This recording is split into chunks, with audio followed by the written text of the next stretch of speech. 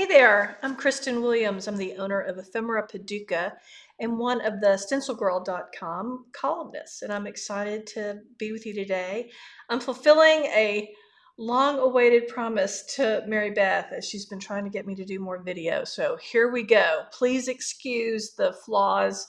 I'm just going to go with it and hope you enjoy it. I like to call myself a mixed media stitcher. And what that means is I will take fabric and take a stencil and throw some paint on it and then start responding to it, just like you would an art journal page. And I will start stitching on it.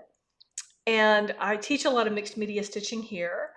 I do one where we take old quilt squares and we bring them back to life with stenciling and stitching and 3D objects. I love to stitch on aprons, and one of my favorite things to stitch on is hand-dyed fabric or vintage fabric. One of the, I get a lot of questions early on because people don't really know how to approach this. And so I'm going to talk to you today about some of the tools and the threads. I'm not going to get into a lot of stitches. I'll mention some. But if you have any questions at all, throw them in the comments section and I will watch this for a few days and try to answer your questions. So let's get going. Here we go. So I mentioned a few things I really like to stitch on. This is some hand-dyed fabric that I stenciled on. And here is another. I try to pick just a couple of colors. I don't go real wild. And here is an apron I'm working on in all blue tones. And this is a stencil I designed. I think it's called Thinking of You. But I have running stitches in these petals, the hearts. I have satin stitch. I always like some French knots that I threw in there. And again, trying to keep to a central color palette here with these luscious blues. So that's what I mean when I say mixed media stitching. The first question I get asked is how do you store your threads, because they can get very overwhelming. And I am not one of those girls that has the beautifully organized the Ray Missigmans of the world that have the lovely color coordinated boxes with all the flosses on the little spools. That ain't me. You can buy those on eBay when out of estates. But anyway, I have recently come to a new system. So my old system was this, just shoving all the same colors into a plastic bag. But then the bags got bigger and bigger, and then I got lazy, and I literally had like a 2-foot by 2-foot bag shoved full of threads. And you should have seen the looks I got during Quilt Week a few weeks ago. So I was in Target, everybody's favorite place, and I found these felt baskets, which just are yummy. So now I sorted all of my wads of threads and I've got them in here by color family. And I think I'm gonna like this. So I'll show you my lovely baskets right now. So here, that was the greens. Here are the pinks and the reds. And these are kind of the stray colors. I don't have as many of these. Purples and oranges and yellows all together. And it really doesn't matter what kind of thread. If it's the color I'm looking for, I want to be able to find it. Threw all those together. I always have a ton of blues, and here's all my blues and teals, and you see those. And then the neutrals. So to me, those are the browns, the blacks, the charcoals, the whites, the creams. And my theory moving forward is I will visit these bins and pick and choose the colors I want to use for my project, because I tend to use, I try to limit my palette or use the same threads over and over for continuity. And so here's what my current project basket looks like. So I've got my little pieces of squares of hand-dyed fabric. And this one I'm sewing together. You might see that some other time. And then other pin cushions, another little project. This was the drop cloth sampler needle book I need to finish up that I taught during Quilt Week. So this is my project basket, and it's real easy to see everything in it. I don't have to dig, and that's my new system. We'll see how it works. One of the first questions I get asked when I teach is, what needles should I use? And I have two answers for that. If you just need a good old workhorse needle, the Clover Golden Eye numbers 3 through 9 has a huge array of needle sizes. They're very easy on the fingers, and the holes are big. They're made for embroidery, so you can thread them. But I also like to have just as many needles as I can cram into this lovely little pincushion. I think I have at least 20 in here. And I try to choose the needle that I can easily thread with the thread I want to use. So my approach to needles is like a paint. This is the paintbrush in our mixed media world, is the needle. It's the delivery method for the color. So I don't want something that's going to leave, well, like this, that's going to leave a huge hole unless you need to thread some yarn in there. So I try not to use that. But I use the needle I can thread that's going to make the most sense. Talking about these, you can see there's quite a few that are threaded back in here. I never unthread a needle. I just shove it in here, and then there's another needle I can use to keep on with my stitching. But because I stick to the same palette, I know if I might need this little bit of orange again. So I'm going to grab it and go. So that's one of my little tips. Another important thing to know about threading a needle is needles were punched on a machine. So they were machine punched, and there is I'll grab this big one so you can see better. So you can see that, something went down and made that hole. Well, thread likes to go into needles that same way.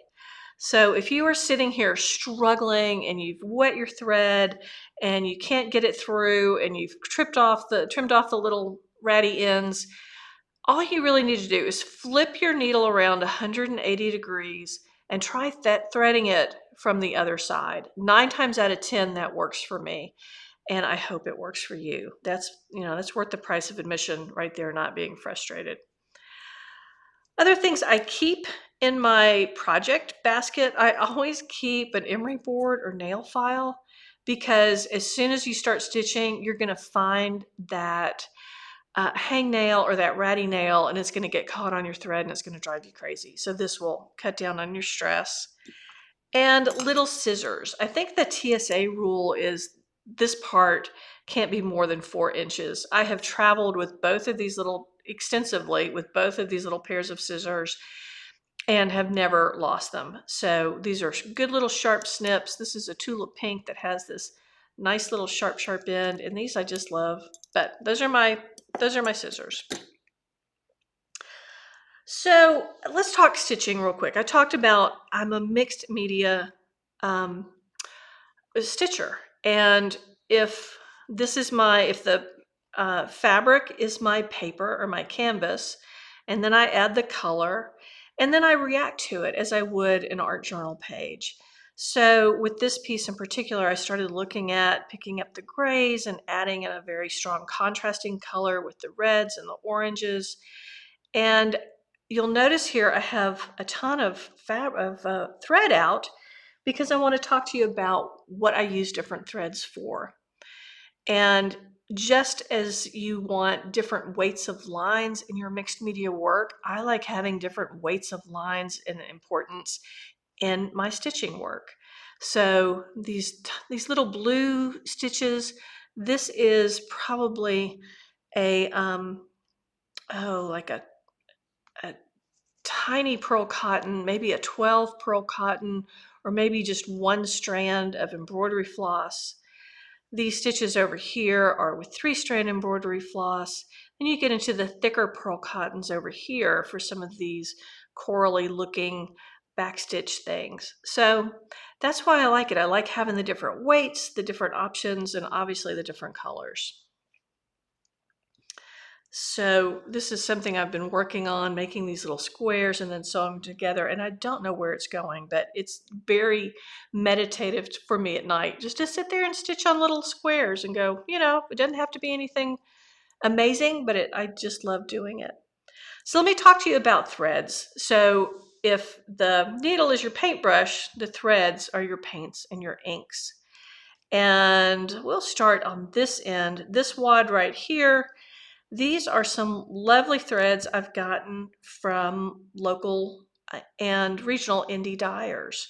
We have a shop in town called Tuscan Rose. I believe that's where I got that and that. And she hand dyes embroidery floss and yarn. And these, to me, these look like a 5 or 8,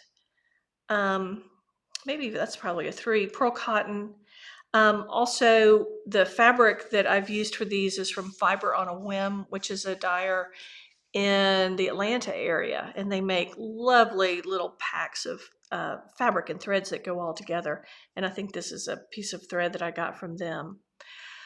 I've mentioned 2 things. I've mentioned embroidery floss and I've mentioned pearl cotton. And pearl cotton is wound all together. You don't split it like you do embroidery floss.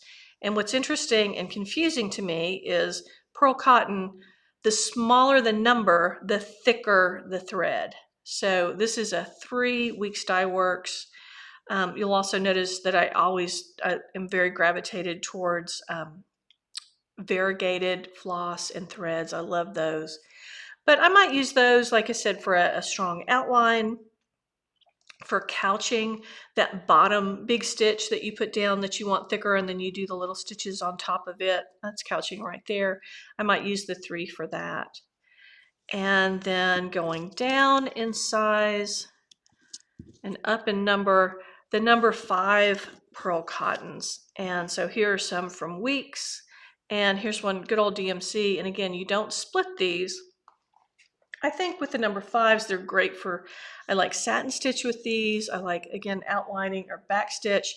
And I think number 5 is probably my favorite to do French knots with. If you want a really strong, huge French knot, Weeks Dye Works. But 5, the bullion knots, the French knots work really well with the 5 pearl cotton.